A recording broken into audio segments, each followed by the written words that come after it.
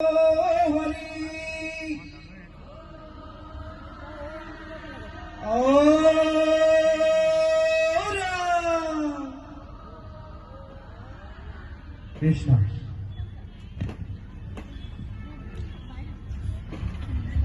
আটাইতকৈ গুৰুত্বপূৰ্ণ ঠাই বৰ্ডিং খেলপথাৰত আমাৰ শিৱসাগৰৰ মহিলাসকলে কেইবা হাজাৰ মহিলাই একেলগতে কৈছে।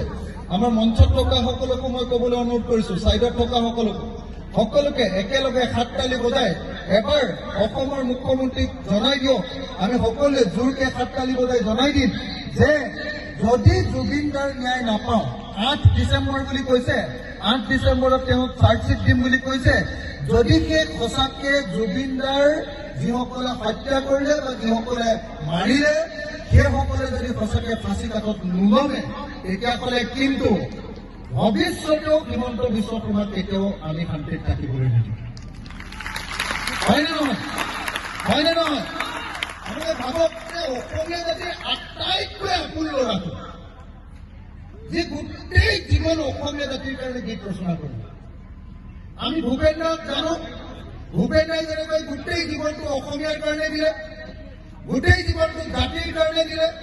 ভূপেন দাৰ পাছত একেবাৰে জাতিটোৰ কাৰণে আটাইতকৈ ভাল পায়, জাতিটোৰ কাৰণে হিয়া উগৰি দিয়া মানুহজনৰ নামে হ'ল জুবিন গাৰ্গ।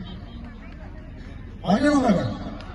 একদম জুবিন গাৰ্গ মৃত্যু হওঁতে নিজৰ ঘৰৰ ল'ৰাটো মৃত্যু হোৱা যেন লাগিছিলে নে নাই? আপোনালোকে সঁচাকে লাগিছিলে নে নাই? আৰু সেইকাৰণে জুবিন গাৰ্গৰ মৃত্যু আমি কোনেও পাহৰিলে নহ'ব।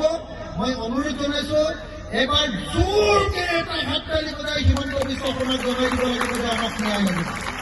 জুবিন গাৰ্গ জিন্দাবাদ। জুবিন গাৰ্গে ন্যায় পাব লাগিব। জুবিন গাৰ্গে ন্যায় পাব লাগিব। জুবিন গাৰ্গে ন্যায় পাব লাগিব। জুবিন গাৰ্গৰ হত্যাকাৰীসকলৰ ফাঁচি হ'ব লাগিব। জুবিন গাৰ্গৰ হত্যাকাৰীসকলৰ ফাঁচি হ'ব লাগিব। ধন্যবাদ। আৰু